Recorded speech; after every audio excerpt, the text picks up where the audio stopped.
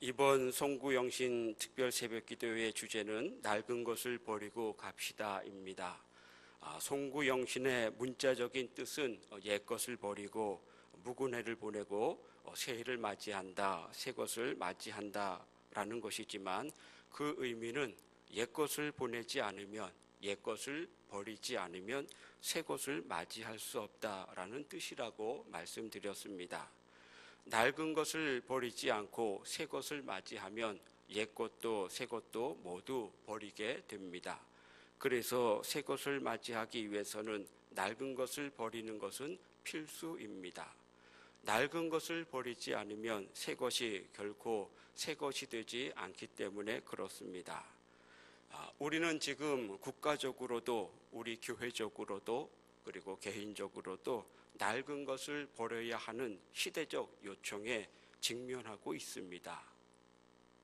우리가 버려야 할 낡은 것은 무엇인가? 첫째 날은 주님의 가르침과 교훈을 받아들이지 못하는 고정관념, 선입견, 편견, 고집, 아직과 같은 것이 낡은 것이라 말씀드렸습니다. 한마디로 말하면 복음의 본질을 담아내지 못하는 그 모든 것들은 다 낡은 것입니다. 교회의 정체성과 그리스도인의 정체성을 훼손시키는 것은 다 낡은 것입니다. 그것을 버려야 복음의 본질이 되시는 주님을 맞이할 수 있습니다. 낡은 것을 버려야 교회가 교회다울 수 있고 성도가 성도답게 됩니다. 두 번째 날에는 악은 어떤 모양이라도 다 버리고 갑시다 말씀드렸습니다. 너의 삶의 포네로서를 버려라. 악이라고 하는 것은 나쁜 것, 병든 것, 낡은 것입니다. 너의 삶의 나쁜 것, 너를 병들게 하는 것, 그래서 너를 괴롭게 하는 것들을 버리라. 그리고 그것을 민수기 13장 말씀을 통해서 우리가 현실을 바라보는 부정적인 생각, 부정적인 안목, 부정적인 관념은 낡은 것이라고 그것을 버려야 된다고 말씀드렸습니다. 현실을 어떻게 해석하는가가 나의 인생과 나의 미래를 바꾼다고 낡은 부정관념, 부정적인 관념을 버리고 갑시다 말씀드렸습니다. 오늘은 세 번째 시간으로 본문에 등장하고 있는 어리석은 부자에 관한 비유를 통해서 우리가 버리고 가야 할 낡은 것 세 번째는 무엇인가를 상고하려고 합니다. 오늘 본문은 재산 문제로 형제와 다툼 중에 있는 한 사람이 예수님께 나와 자신의 재산 문제를 재산을 가지고 재산으로 인해서 형제와 다투고 있는데 이 문제를 해결해 달라고 예수님께 요청했을 때 예수님께서 드시는 비유의 말씀입니다. 예수님 당시의 유대인들은 어떤 문제가 발생하면 법정에 가서 소송을 통해서 문제를 해결하기 전에 먼저 그들이 존경하는 랍비를 찾아가서 랍비에게 지혜와 의견을 듣고 그 문제를 먼저 해결하고 그래도 안 되면 법정으로 가지고 가는 겁니다. 그러니까 오늘 본문에서 그 유산으로 인해서 형과 다투고 있는 이 사람도 법정에 소송을 제기하기 전에 먼저 랍비인 예수님께 이 문제를 어떻게 해결해야 할지에 대해서 지혜와 의견을 구하고 있습니다. 그때 예수님께서 이 비유를 들어서 말씀하시는데 어리석은 부자의 비유의 핵심은 예수님께서 이 비유를 말씀하시기 전에 15절에 분명히 이 비유의 핵심이 무엇인지를 이렇게 말씀하셨습니다. 그들에게 이르시되 삼가 모든 탐심을 물리치라. 사람의 생명이 그 소유에 넉넉한 데 있지 아니하니라 하시고 그러면서 16절부터 비유를 듭니다. 이 비유의 핵심은 한 가지입니다. 탐심을 물리치도록 하기 위해서 우리 안에 있는 탐심을 제거하고 물리치도록 하기 위해서 비유를 드신 것입니다. 그래서 이 비유를 가리켜 우리는 어리석은 자의 비유, 어리석은 부자의 비유라고 말씀하고 있습니다. 오늘 비유 속에 등장하고 있는 사람은 부자입니다. 얼마나 부자인지는 알 수는 없지만 그러나 16절에 보면 한 부자가 그 밭에 소출이 풍성하매, 그 밭에라고 할 때 이 밭이라고 하는 것은 우리가 생각하는 그러한 텃밭 혹은 밭이 아니고 복수로 되어 있습니다. 그러니까 넓은 땅입니다. 얼마나 넓은 땅인지는 모르겠습니다. 넓은 땅이라고 생각하시면 됩니다. 미국의 캘리포니아 가면 보통 농장은 끝이 안 보입니다. 얼마나 넓은지 모릅니다. 우리나라는 70%가 산악지대이기 때문에 논도 밭도 넓어야 끝이 보입니다. 그렇죠? 넓어야 얼마나 넓겠습니까? 그러나 미국과 같은 경우, 중국, 그렇죠? 이 땅덩어리가 큰 나라 가면 처음에서 끝이 보이지 않습니다. 그 농장이 그 정도로 광활한 땅입니다. 아마 이 부자도 그 정도로 넓은 땅을 소유하고 있었던 것 같습니다. 그리고 17절에서도 소출을 다 거둔 후에 곡식을 쌓아둘 곳을 짓겠다고 하는데, 여기서 곡간도 표현하는 말도 복수입니다. 한두 개가 아니죠. 이런 것을 볼 때 이 부자는 이미 이 당시에 상당한 부자였을 것으로 생각이 듭니다. 그런데 이 부자를 가리켜 예수님은 어리석은 자라고 말씀하셨습니다. 비유를 통해서. 시간이 많지 않기 때문에 이 비유에 대해서 상세하게 이 시간에 다 설명드릴 수는 없고, 핵심적인 것만 말씀드리고자 하면, 이 부자가 어리석은 이유가 무엇인가? 왜 이 부자는 어리석은가입니다. 첫째, 오늘 본문 말씀에 따르면 이 부자가 어리석은 이유는 자기가 자기 소출, 자기 재산의 주인이요, 자기 인생의, 자기의 미래의 주인인 것으로 착각하고 있었기 때문에 어리석은 것입니다. 부자는 나라고 하는 말을 유독 많이 쓰고 있지만 단 한 번도 하나님에 대하여 언급하고 있지 않습니다. 오늘 본문 16절에서 18절까지의 말씀에 보면 부자가 스스로 말하기를 내가 나라고 하는 1인칭 주어를 몇 번 사용하고 있습니까? 세어보면 7번입니다. 내가 이렇게 하리라. 내 곡간을 헐고 내 모든 곡식과 내가 내 영혼에게 다 나입니다. 나. 자신이 거둔 소출의 주인이고 자신의 삶의 주인이고 그리고 자신의 인생의 철저히 주인인 것을, 하나님이 주인이 아니라 자신이 주인인 것을 생각하고 있는 것이죠. 기독교 신앙은 다른 것이 아닙니다. 기독교의 신앙은 주인을 바꾸는 것이 기독교 신앙입니다. 신앙을 갖기 전에는 내가 내 삶의 주인이었지만 예수님을 우리 마음에 모시고 영접할 땐 더 이상 내가 내 삶의 주인이 아니라 예수님을 나의 주인으로 모시고 사는 삶이 기독교 신앙입니다. 교회를 다녀도 여전히 내 삶에 내가 주인으로 생각하고 주인 노릇한다라고 하면 참다운 성도가 아닙니다. 내가 주인이 아니라 주님을 주인으로 모시고 사는 삶, 그것이 신앙생활이요 기독교 신앙입니다. 하나님이 내 삶에 나의 모든 것의 주인 되심을 믿고 인정하며 사는 삶, 그것이 기독교 신앙입니다. 그리고 하나님이 내 삶의 주인인 것을, 내 생명의 주인인 것을, 내 모든 시간과 물질의 주인인 것을 우리는 어떻게 고백하고 있습니까? 11조를 통해서 고백하는 거예요.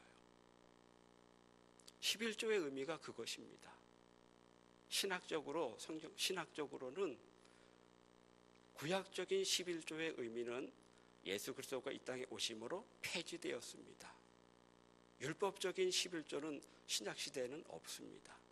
그럼에도 불구하고 우리가 11조를 드리는 이유가 무엇입니까? 율법이 아니기 때문에 이건 고백으로 드리는 겁니다. 무슨 고백입니까? 내가 수고하고 땀 흘려 힘들게 월급을 받았지만, 사업을 해서 소득을 얻었지만 하나님께서 이 모든 것의 주인 되신 것을 고백하는 겁니다. 물질의 주인뿐만 아니라 시간의 주인이시오, 생명의 주인이시오, 우리 건강의 주인이신 것을 소득의 10분의 1을 떼서 하나님께 드림으로 고백하고 있는 것이 11조입니다. 11조는 복을 받기 위해서 드리는 것이 아니라 우리 모든 삶의 주인이 하나님이신 것을 고백하는 신앙 고백입니다. 그리고 드리면 하나님께서 풍성한 복으로 채워주시죠. 복을 받기 위해서 드리는 것이 아니라 고백으로 드리는 것이 11조입니다. 그러나 이 주인은 자기가 자기의 생명과 시간과 미래와 그리고 자기가 수고하고 땀 흘려 얻은 소출의 주인으로 생각을 했습니다. 그래서 어리석은 것입니다. 두 번째, 이 부자가 어리석은 이유는 무엇입니까? 창고에 가득 쌓아둔 소출이 자신의 미래의 안녕을 보장해 줄 것이라고 생각했습니다.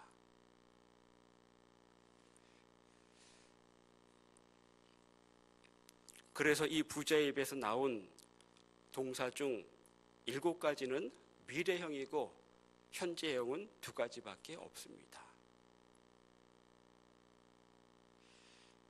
우리가 기억해야 될 것은 우리의 미래, 내일은 없습니다. 어느 이발관에 입간판을 세워두었습니다. 입구에 크게 글씨를 써서 내일은 공짜입니다. 이발하려고 온 사람이 내일은 공짜라고 하니까 오늘 이발하면은 이발비를 내야 되니까 내일 와서 이발해야 되겠다. 내일은 공짜니까 되돌아가서 내일 왔습니다. 이발을 하고 그냥 가려고 하니까 주인이 붙잡습니다. 이발료를 내셔야지요. 내일 공짜라고 해서 와서 이발했는데 공짜 아닌가요? 나가서 보니까 입간판을 보니까 입간판은 여전히 내일은 공짜입니다. 오늘이잖아요. 이발한 사람은 내일 공짜인데. 그러면 그날 또 그 입간판을 본 사람은 내일은 공짜니까 내일 와서 이발하면 그 사람은 공짜입니까? 내일 공짜인데? 무슨 말입니까? 오늘은 없다라고 하는 거예요. 내일은 없다라고 하는 것이죠. 내일이 우리는 현재만 살 뿐입니다. 내일을 살 수 없습니다. 내일은 하나님의 소관이죠.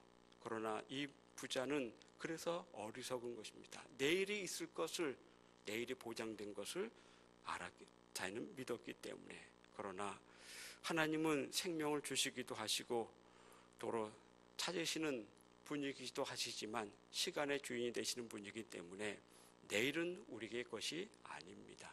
그러나 부자는 창고에 가득 소출을 쌓아두고 그것이 자신의 내일의 미래를 보장해 줄 것으로 생각을 해서 그래서 어리석은 것입니다.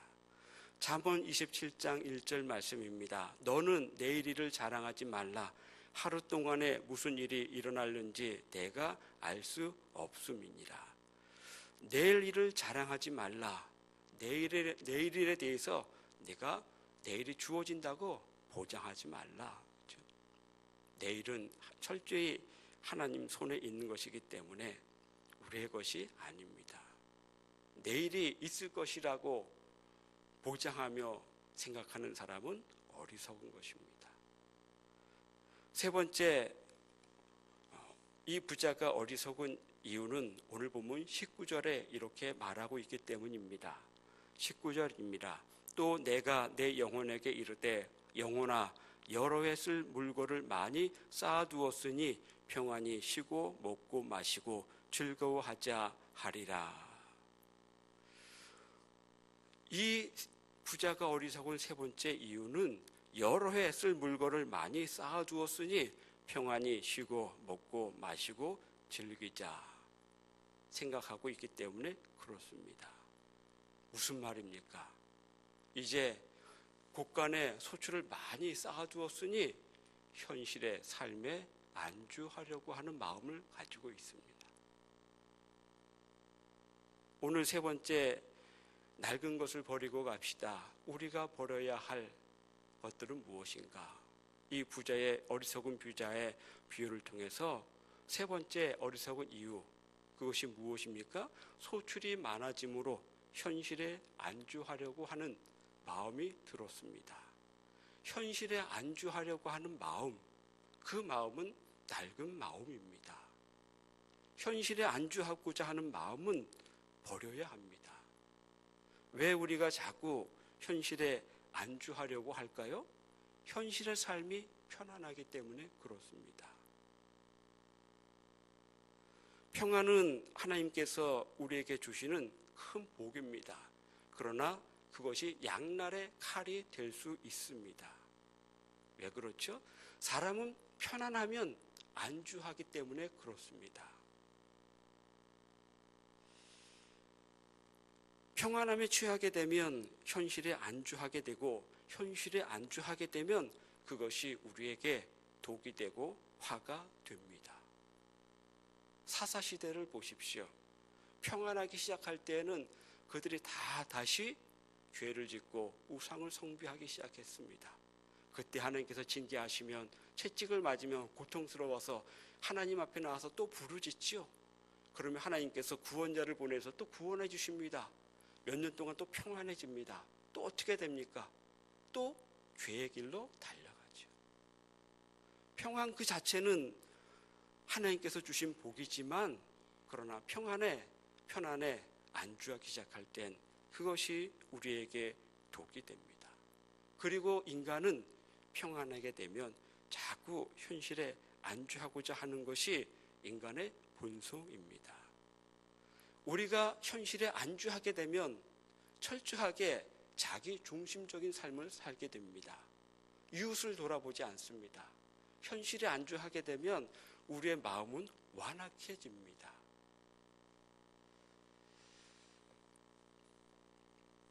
평안하게 되면 평안함을 주신 목적을 잊어버리게 되고, 평안하면 주위에 고통당하는 이웃을 돌아보지 않고 자기중심적이 되고 이기적으로 됩니다. 그래서 오늘 우리 사회가 얼마나 자기중심적이고 얼마나 이기적입니까? 옛날에 못 먹고 못 살 때는 이러지 않았잖아요. 그렇죠? 다 잘 살게 되고 다 평안하게 되니까 이렇게 된 거예요. 평안하게 되면 인간은 결국은 이기적으로 될 수밖에 없습니다. 그리고 우리에게, 그리스도인에게 있어서는 평안하게 되면 무엇보다 영적으로 게을러지게 되고 나태해지게 되고 자신이 사명이 무엇인지를 망각하게 됩니다.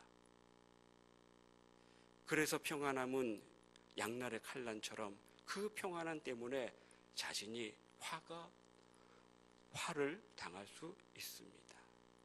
잠언 6장 9절 이하의 말씀입니다. 게으른 자여, 내가 어느 때까지 누워 있겠느냐? 내가 어느 때에 잠이 깨어 일어나겠느냐? 좀 더 자자, 좀 더 졸자, 손을 모으고 좀 더 누워 있자 하면 내 빈궁이 강도같이 오며 내 곰핍이 군사같이 이르리라. 게으른 자여, 내가 어느 때까지 누워 있겠느냐? 어느 때에 잠이 깨어 일어나겠느냐? 평안하게 되어 우리가 현실에 안주하게 되면 우리의 영혼은 점점 침체되고 우리의 영혼은 잠자게 됩니다. 왜 현실에 안주하려고 할까? 평안하기 때문이고, 또 하나는 다 되었다고 생각하기 때문에 자꾸 현실에 안주하려고 합니다. 이만하면 됐지. 부자가 그렇지 않습니까? 풍성한 소출을 거두고 그 소출을 저장할 곳간이 부족하니까 더 크게 져서 다 쌓아두면 이제 이만하면 된 거예요. 그것을 가지고 자기의 미래가 보장된 줄 생각하고 이제 안주하기 시작하는 것입니다. 현실에 안주하는 사람의 특징이 무엇입니까? 모험하지 않습니다. 도전하지 않습니다. 죽은 고기는 물살에 떠내려갈 뿐이지 물살을 거슬러 올라가지 않습니다.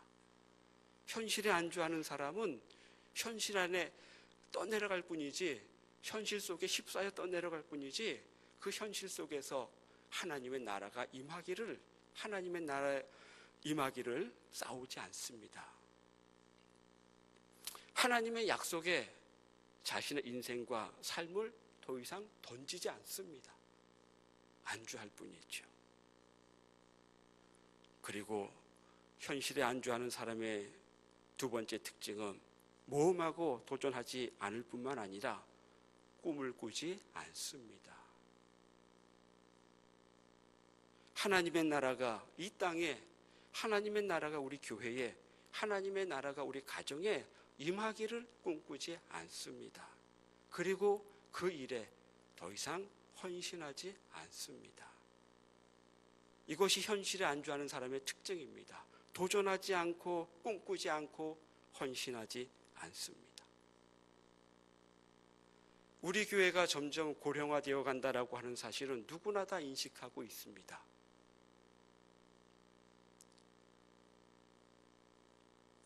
우리 사회가 고령화 사회가 되는 것은 심각한 문제라고 다들 이야기합니다. 심각한 문제입니다. 우리 대형교회만 하더라도 점점 고령화되고 있는 것 심각한 문제입니다. 그러나 성경적으로는 고령화된다라고 하는 것 자체가 심각한 것이 아니라 연세가 나이를 많이 잡수시면서 더 이상 모험하지 않고 도전하지 않고 꿈꾸지 않고 그리고 하나님 주신 사명에 더 이상 헌신하려고 하지 않는 것, 그것이 더 심각한 문제입니다. 나이 들어가는 것이 무슨 죄입니까? 나이 든 것이 무슨 죄입니까? 연세 드셔도 꼭 몸으로 하는 봉사가 아니라 그렇죠? 꿈꿀 수 있습니다. 헌신할 수 있습니다. 사명에. 젊은 친구들이 우리 사회를 헬조선이라고 말하는 이유가 무엇입니까? 나이는 젊지만 꿈꿀 수 없고 꿈을 이룰 수 없는 그런 사회가 되기 때문에 헬조선이라고 한탄하는 것입니다. 나이가 젊으면 뭐합니까? 도전하지 않고 꿈이 없으면 그 젊음이 무슨 의미가 있습니까? 나이 들어도 80이 되고 90이 되어도 꿈이 있고 그 꿈에 도전하고 계속해서 하나님의 사명을 감당하기 위해서 헌신한다라고 하면 전혀 문제될 거 없습니다. 나이의 문제가 아니라 모험하지 않는 것이 문제이고 꿈꾸지 않는 것이 문제이고 더 이상 하나님께서 주신 사명에 헌신하려고 하지 않는 것이 더 큰 문제입니다. 우리 교회법에는 70이 되면 은퇴하십니다. 목사도 장로도 권사도 집사도 은퇴합니다.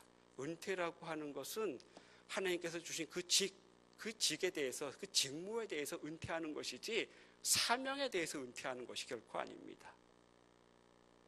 우리의 사명의 은퇴의 시점은 언제입니까?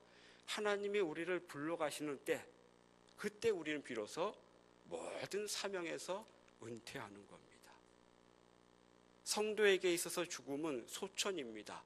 부르심이에요. 이 땅에서의 사명을 다 마치면 하나님이 우리를 부르십니다. 그게 죽음입니다. 생명이 있다라고 하는 것은, 숨쉬고 있다라고 하는 것은 사명이 있다라고 하는 뜻이에요. 70이 되었다고 해서 사명에서 은퇴되는 거 결코 아닙니다. 목사직, 그 직에서 은퇴하는 거예요. 그 직을 더 이상 공식적으로 수행하지 않는 거예요. 하나님께서 우리에게 주시는 사명은 무엇입니까?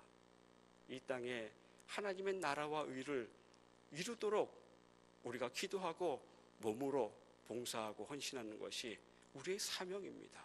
그런데 연세가 드시면 몸으로 하지 못하기 때문에 기도하는 것이죠. 그리고 내 체력에 맞게 그 사명을 감당하는 것입니다. 그런데 자꾸 우리는 현실에 안주하려고 합니다. 안주하는 마음, 이것은 낡은 마음입니다. 새해를 맞이하기 전에 우리가 반드시 버려야 될 마음입니다. 사도 바울은 사도행전 20장에서 유망한 이런 고백을 하고 있지 않습니까? 내가 달려갈 길과 주 예수께 받은 사명, 곧 하나님의 은혜의 복음을 증언하는 일을 마치려 하면은 나의 생명조차 조금도 귀한 것으로 여기지 아니하노라. 현실에 안주하게 되면 사명을 잊어버리게 됩니다. 현실에 안주하게 되면 사명이 무엇인지를 자꾸 잊어버리게 돼요. 사무엘 울만이라고 하는 유대인 시인이 지은 가장 대표적인 시 청춘이라고 하는 시가 있습니다. 그분은 이 시에서 젊음이란, 청춘이란 인생의 어떤 기간이 아니라 마음가짐이라고 이야기합니다. 어떤 마음가짐이냐 하면 두려움을 물리치는 용기, 안이함을 선호하는 마음을 뿌리치는 모험심을 의미한다. 현실에 안주하고자 하는 마음을 뿌리치고 계속해서 도전하는 마음을 가지고 있는 사람이 나이에 상관없이 그 사람은 청년이라고 말합니다. 그래서 때로는 20세 청년보다 70세 인간에게 청춘이 있다고 그는 말합니다. 나이를 더해가는 것만으로 사람이 늙지 않는다고 말합니다. 이상을 잃어버릴 때, 사명을 잊어버릴 때 비로소 늙는다. 이렇게 시인은 말합니다. 70세든 16세든 인간의 가슴에는 경의에 이끌리는 마음, 어린애와 같이 미지에 대한 탐구심, 인생에 대한 흥미와 환희가 있다. 이 마음이 있는 사람이 진정한 청년이라고, 16세든 70세든 청년이라고 말합니다. 현실에 안주하기 시작할 때 20세라도 인간은 늙고 머리를 높이 치켜들고 희망의 물결을 붙잡는 한 80세라도 인간은 청춘으로 남는다고 시인은 그의 시 속에서 말하고 있습니다. 현실에 안주하고자 하는 마음, 그 마음이 들 때 우리는 자꾸 우리의 사명이 무엇인지를 잊어버리면서 더 이상 하나님 앞에 헌신하려고 하지 않습니다. 현실에 안주하고자 하는 마음, 이 마음은 우리가 반드시 버려야 될 마음입니다. 이 마음을 버릴 때 하나님께서 우리에게 새 마음을 주시면서 새롭게 주의 사명을 감당할 수 있는 힘도 주실 것입니다. 낡은 것을 버리고 갑시다. 세 번째 우리가 버려야 할 낡은 것은 현실에 안주하고자 하는 마음, 그 마음입니다.